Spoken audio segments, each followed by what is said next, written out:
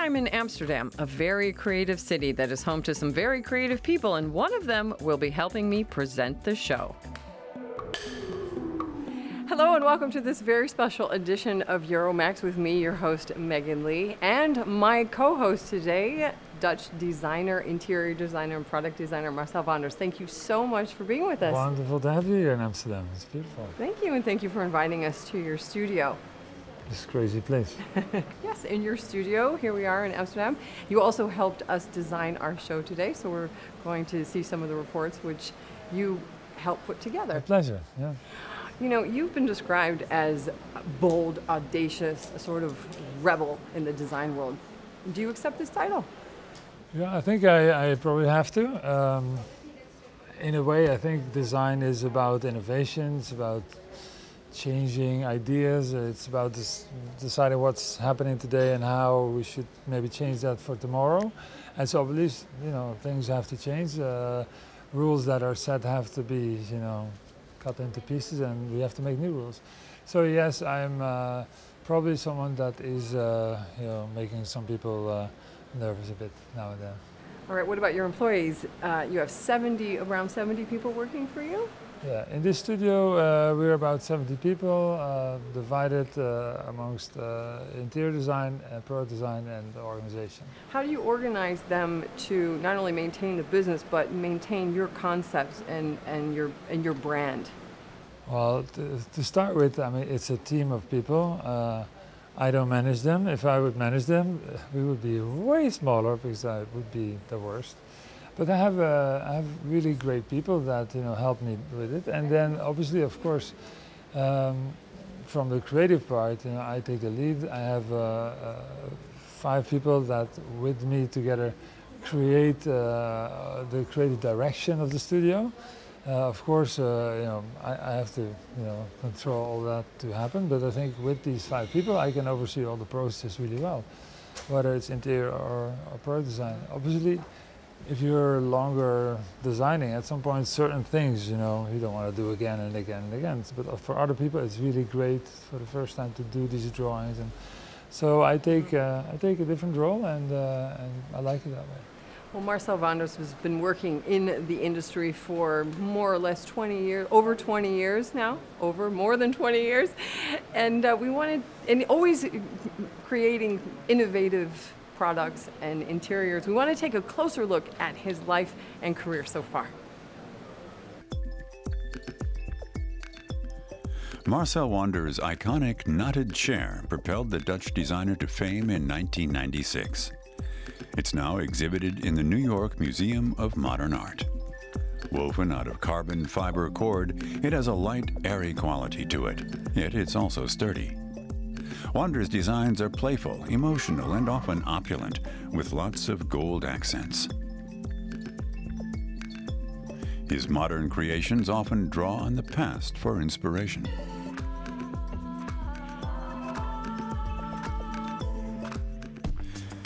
He's said to be a workaholic who never seems to run out of ideas.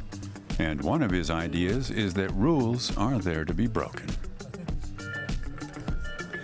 In his Amsterdam studio, Wanders and his team work on new designs for customers around the globe. Wanders counts many big brands among his clients.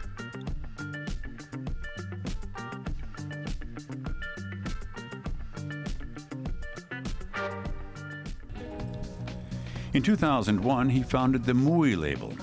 It's a platform for young designers. Its showroom is located just below his studio. Mooi is quite fittingly the Dutch word for beautiful.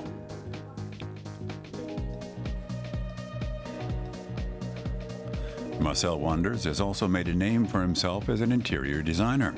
He's created the look of 7 different hotels across the world. Each one is unique. The interior of this Doha hotel, his latest project, evokes 1001 nights.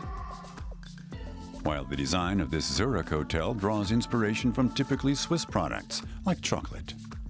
On Mallorca, he mixes Mediterranean flair with avant-garde styling. While Amsterdam's Andracht Prinsengracht Hotel features Delft blue tiles, bell-shaped lamps, and tulip-shaped chairs. Marcel Wanders is an eclectic mind who seamlessly blends the old with the new.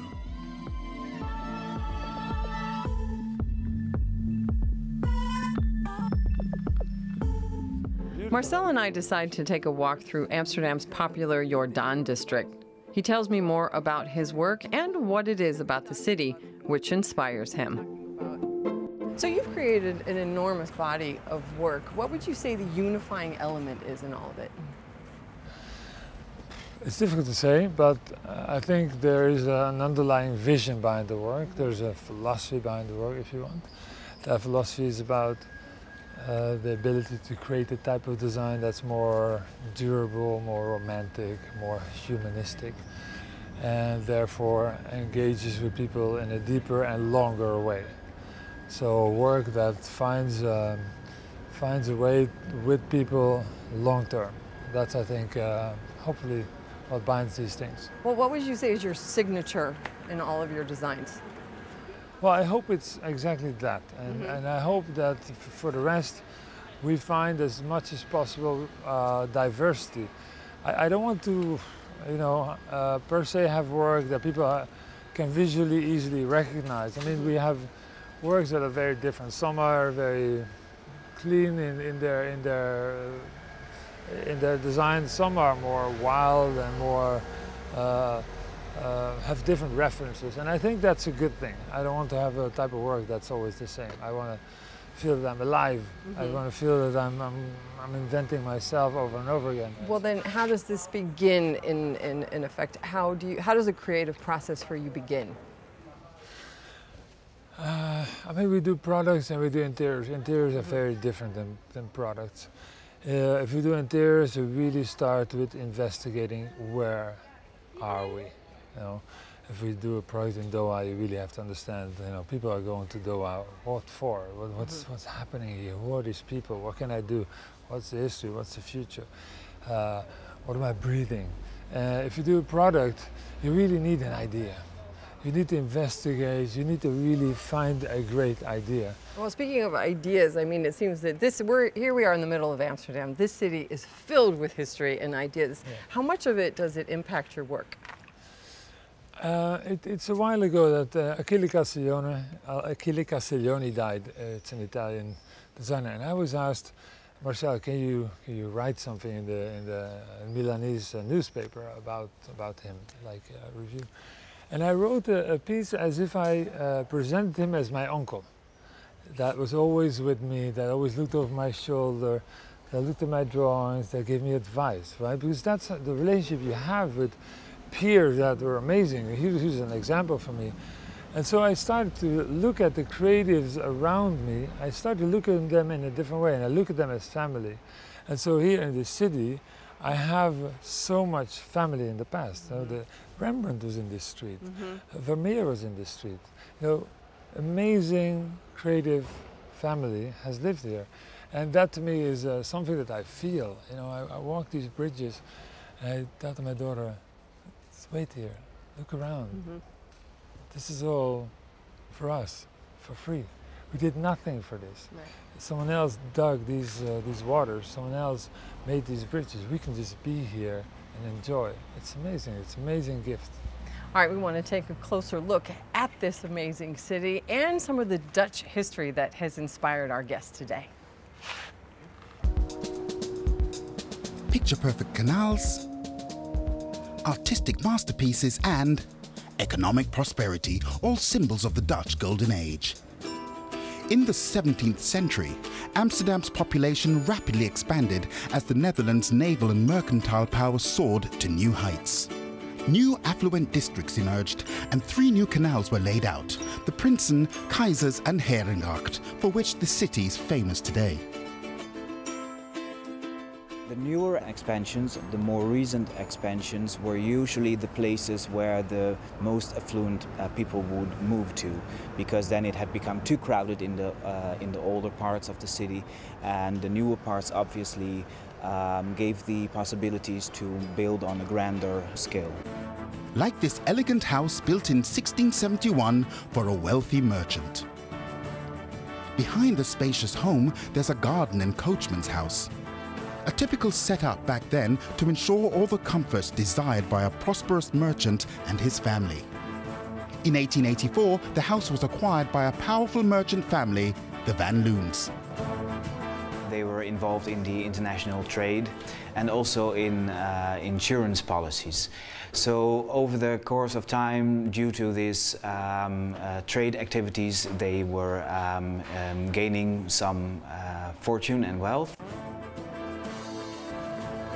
Today, part of the home is a museum. The finely furnished rooms bring to life the grand lifestyle of the wealthy Dutch merchants. When you enter through a 17th century facade, and then you walk through the 18th century and the 19th century, and you see all the additions that the different owners, including the Van Loon family, have made to the house.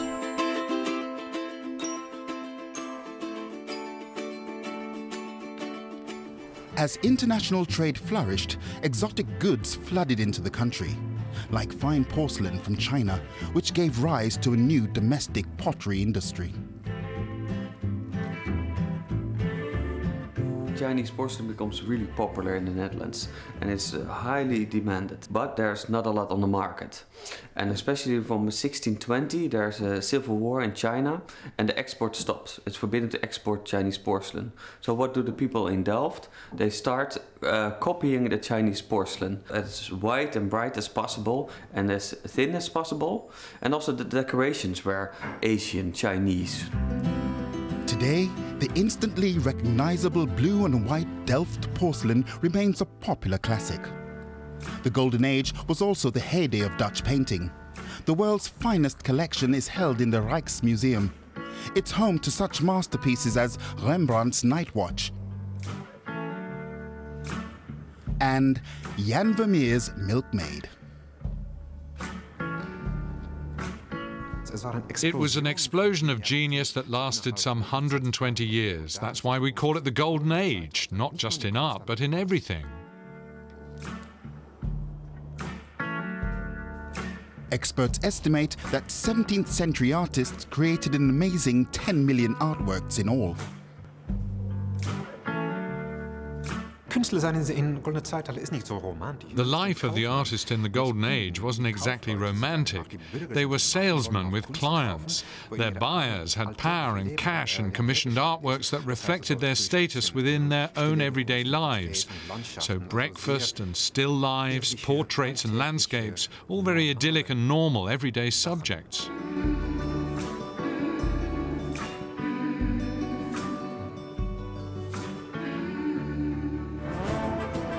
Echoes of the Golden Age still shape life in the Netherlands today. For designer Marcel Wanders, they've served as a source of inspiration on many of his projects.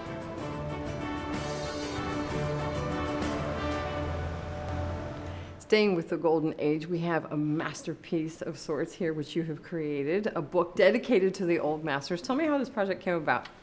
A friend of mine, Stephen Hont, came with the idea to make the book.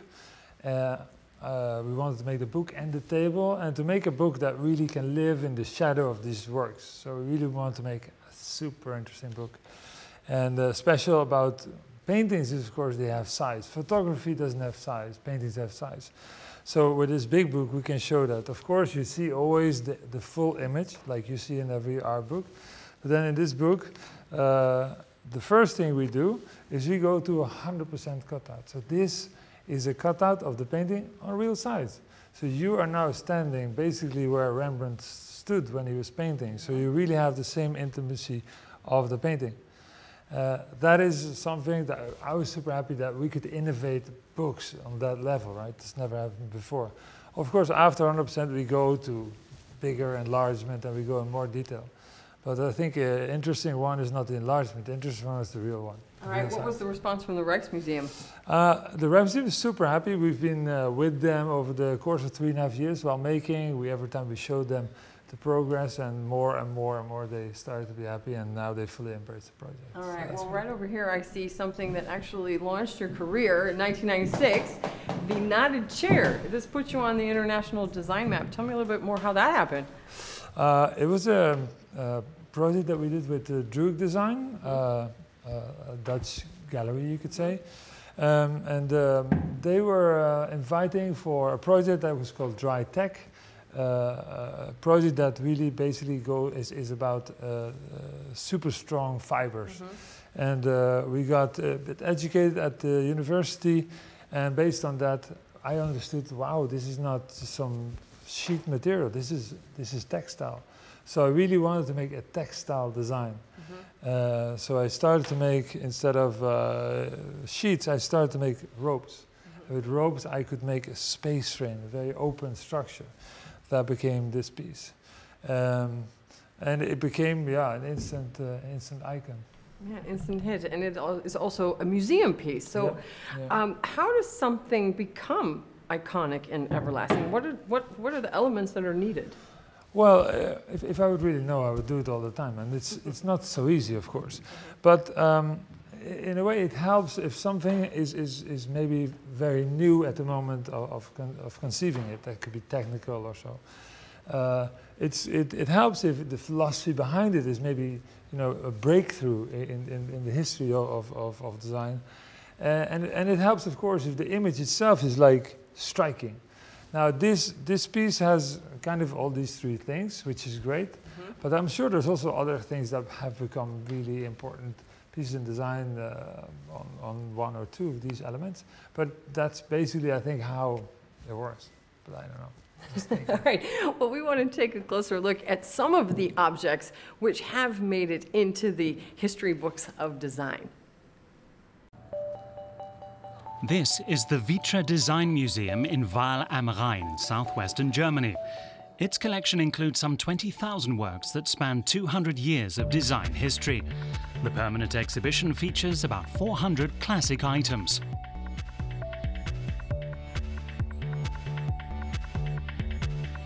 Matteo Kries is one of the museum's directors. So what exactly is good design? There's no one formula for good design, but of course there are elements that you'll see in many of the most outstanding designs. For example, functionality, a certain timelessness, a use of new materials, but it's often about expression and originality. In the 19th century, furniture was a mishmash of styles and eras.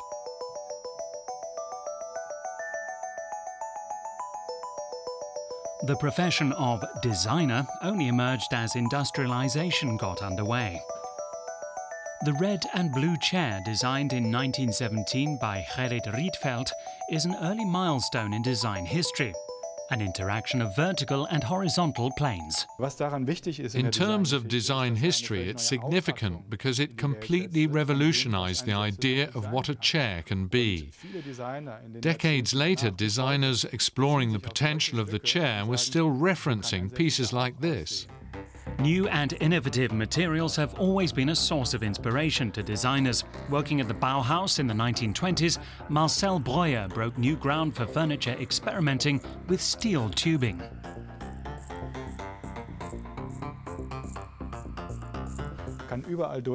You can see through it. All it consists of are the frame and the surfaces. The surfaces are all made of textiles like sails on a mast. It's a very lightweight construction. Breuer wanted you to feel like you were sitting on a pillow of air. After World War II, designers returned to traditional materials such as wood. Forms became more organic and design slowly began to filter into the lives of ordinary people. The next revolution in design was looming, in the shape of plastic. In the 1950s, Danish designer Werner Panton and Eero Aarnio from Finland introduced a new aesthetic that was bright, colourful and futuristic.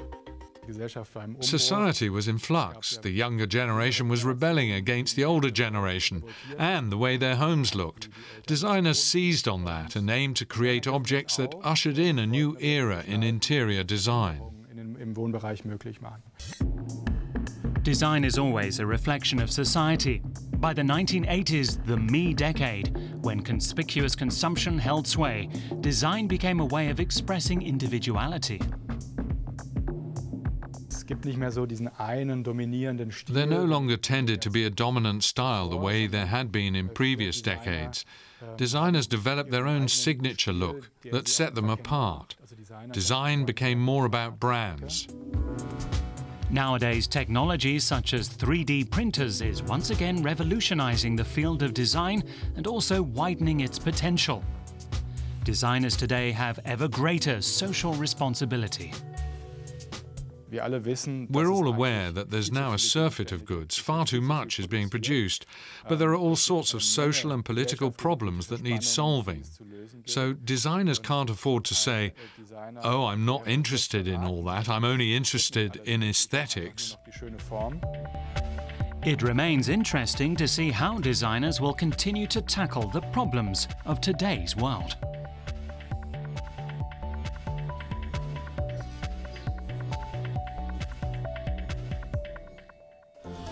Back in Amsterdam, I visit the Mooi Design Studio, where you can find Marcel's creations along with other famous designers.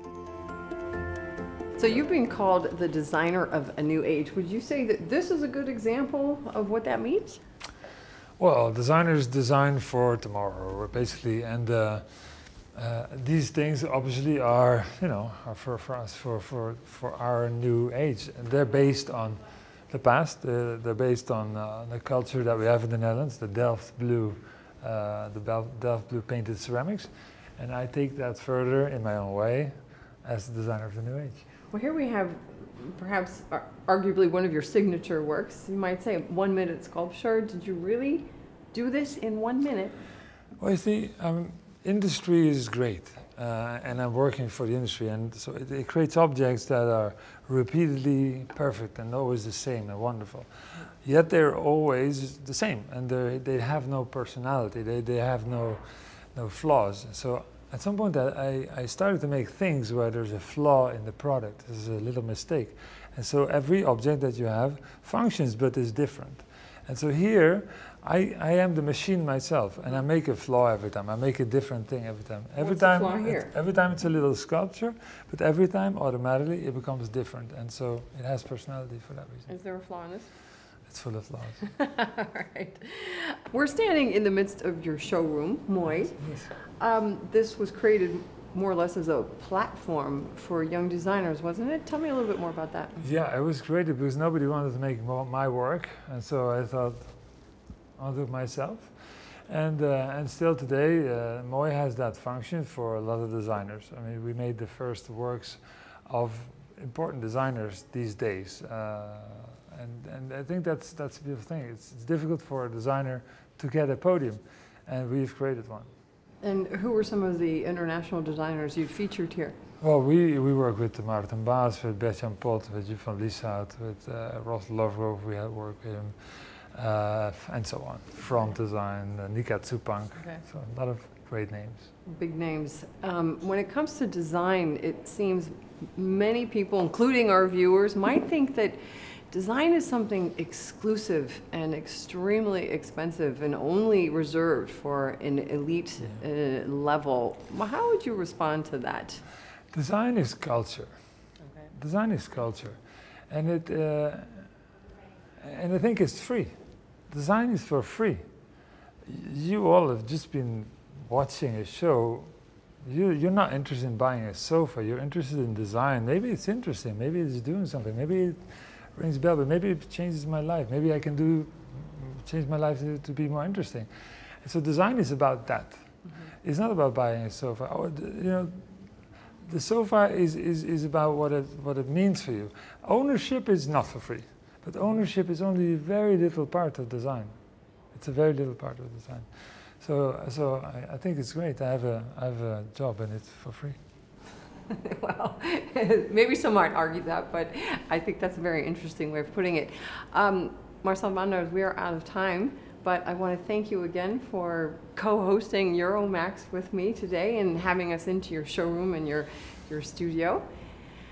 And to the rest of you Euromaxx viewers, we have come to the end of the show. I want to say thank you all for tuning in. And if you want to keep up with the program, you can always check out our social media pages. From me and the rest of the crew here from Amsterdam, Thank you very much for tuning in, and we'll see you again soon.